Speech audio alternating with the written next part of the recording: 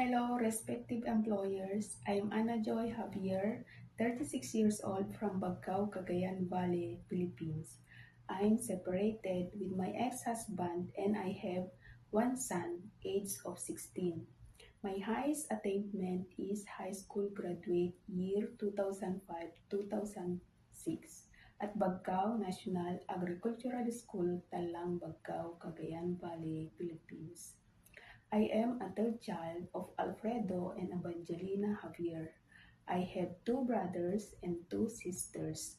My hobbies is cooking, singing, gardening, and hiking. I am a nature lover. My expertise is childcare and even elderly is needed. I was work in Hong Kong year 2018-2021 as domestic helper. I used to work with an Indian family, a one couple, and their 24 years old son.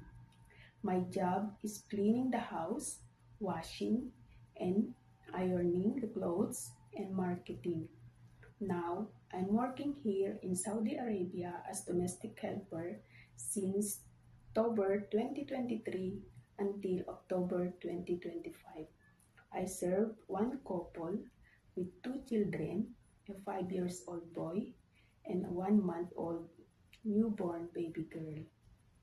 I do cleaning the house, washing and ironing the clothes.